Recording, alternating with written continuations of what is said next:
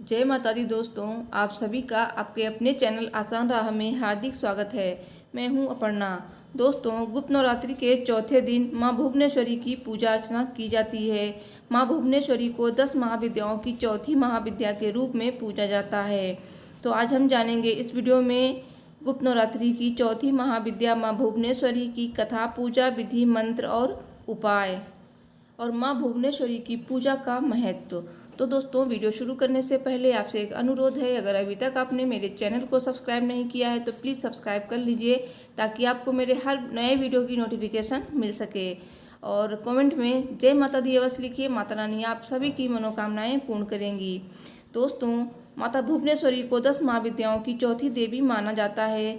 इन्हें विश्व की माँ के रूप में भी जाना जाता है। माँ भुवनेश्वरी को आदि शक्ति के रूप में भी जाना जाता है, जिसका अर्थ है शक्ति के शुरुआती रूपों में से एक जो पूरे ब्रह्मांड का प्रतिनिधित्व करती हैं। इनका स्वरूप कुछ कुछ त्रिपुर सुंदरी से मिलता है।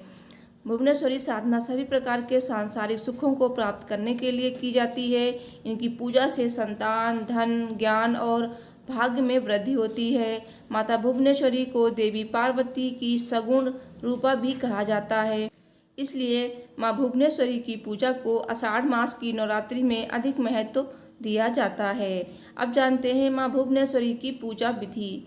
सबसे पहले साधक को सूर्योदय से पहले स्नान करना चाहिए और सफ़ेद वस्त्र धारण करने चाहिए। इसके बाद एक चौकी लेकर उस पर गंगा जल छिड़कें और उस पर सफ़ेद रंग का कपड़ा बिछाएं। उस पर रोली से त्रिकोण बनाएं। त्रिकोण बनाने के बाद उसमें अक्षत भर दें और भुवनेश्वरी यंत्र स्थापित कर दें। यदि आपके पास भुवनेश्वरी यंत्र ना हो तो आप माँ भुवनेश्वरी की तस्वीर भी स्थापित कर सकती हैं। इसके बाद भुवनेश्वरी यंत्र के सामने 10 चावलों की ढेरी लगाएं। उस पर नारियल स्थापित करें और उन पर कुमकुम से तिलक करें। नारियल स्थापित करने के बाद यंत्र के सामने शुद्ध देसी घी का दीपक जलाना चाहिए और उस पर सफ़ेद पुष्प, फल और नैवेद्य आदि अर्पित करने चाहिए। इसके बाद माँ भुवनेश्वरी की विधिवत पूजा करनी चाहिए और उनके मंत्रों का जाप करना चाहिए। मंत्र जाप करने के बाद माँ भुवनेश्वरी की कथा पढ़नी या फिर सुननी चाहिए। इसके बाद माँ भुवनेश्वरी की कपूर से आरती उतारनी चाहिए। माँ भुवनेश्वरी की आरती उतारने के बाद माँ को सफ़ेद रंग की मिठाई का भोग लगाना चाहिए। अंत में माँ भुवनेश्वरी से पूजा में हुई किसी भी गलती के लिए क्षमा याचना जरूर करनी चाहिए। अब जानते हैं माँ भुवनेश्वरी के मंत्र। दोस्तों, ऐश्वर्य तथा ज्ञान मोक्षादि की प्राप्ति हेतु श्री भुवनेश्वरी देवी के निम्न मंत्र का अनुष्ठान कर नित्य जाप करें। माता भुवनेश्वरी भगवान श्री कृष्ण की इष्ट देवी थीं। इनकी आराधना से कीचड़ में कमल की तरह मनुष्य संसार में रहते हुए योगीश्वर हो जाता है। मंत्र इस प्रकार है: ओम ह्रीं श्रीं क्लीं भुवनेश्वरी नमः। श्री भुवनेश्वरी गायत्री मंत्र इस प्रकार है: ओम नारायणै विद्महे भुवनेश्वर्यै धीमहि तन्नो देवी प्रचोदयात्। इसका भाव ये है कि हम नारायणी महालक्ष्मी को जानते हैं और उन भुवनेश्वरी देवी जी का ही ध्यान करते हैं। वे देवी हमें ज्ञान ध्यान में प्रवृत्त करें। माँ भुवनेश्वरी के साधारण उपासकों को इसी भाव के साथ इस भुवनेश्वरी गायत्री मंत्र का मानसिक जाप करना चाहिए। सर्वस्वरूपा मूल प्रकृति भगवती भुवनेश्वरी महाविद्या को हमारा अनंत बार प्रणाम।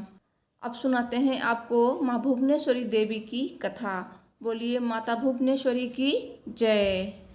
पौराणिक कथा के अनुसार एक बार मधु और कैटभ नामक राक्षस ने धरती पर हाहाकार मचा रखा था, जिसके बाद सभी देवताओं ने भगवान विष्णु से उन्हें मारने के लिए प्रार्थना की। भगवान विष्णु ने मधु और कैटभ से 5000 वर्ष तक युद्ध किया, जिसकी वजह से वो बहुत अधिक थक गए। इसके बाद उन्होंने शक्ति योग माया आद्या शक्ति से सहायता मांगी, जिसके बाद उन्होंने योग माया ने भगवान विष्णु से कहा कि वो मधु और कैटभ को मोहित कर देंगी। योग माया आद्या शक्ति ने ऐसा ही किया, जिसके बाद दोनों ने भगवान विष्णु से कहा कि हमारा वध ऐसी जगह पर हो जहाँ पर ना तो जल हो और ना ही थल हो। जिसके बाद भगवान विष्णु ने उन दोनों को अपनी जांघ पर रखकर उनका सिर काट दिया। लेकिन इसके बाद भगवान शिव ब्रह्मा और भगवान विष्णु जी ने आदि शक्ति, योग निद्रा, महामाया की स्तुति की, जिसके बाद ब्रह्मा जी को सृजन, विष्णु जी को पालनहार और शंकर जी को संहार के देवता के रूप में चुना। ब्रह्मा जी ने देवी आदिशक्ति से प्रश्न किया कि अभी तो चारों तरफ जल ही जल है, पंच तत्व, गुण और इंद्रियां कुछ भी नहीं है, तीनों देव शक्तिहीन हैं। तब देवी ने मुस्कुराते हुए उस स्थान पर एक सुंदर विमान प्रस्तुत किया और तीनों देवताओं को विमान पर बिठाकर कहा कि अब वो अद्भुत चमत्कार देखें। तीनों देवता विमान पर विराजमान हो गए और वो विमान आकाश में उड़ने लगा और ऐसे स्थान पर पहुंचा जहां जल नहीं था। वो विमान सागर तट पर जा पहुंचा जहां पर अत्यंत सुंदर दृश्य था। वो स्थान अनेक प्रकार की पुष्प वाटिकाओं से सुसज्जित था और तीनों देवताओं ने देखा कि एक पलंग पर दिव्यांगना बैठी हुई है। उस देवी ने रक्त पुष्पों की माला और रक्तांबर धारण कर रखा है, पर पास अंकुश और अभय मुद्रा धारण करे हुए हैं। देवी भुवनेश्वरी ने त्रिदेव को दर्शन दिए।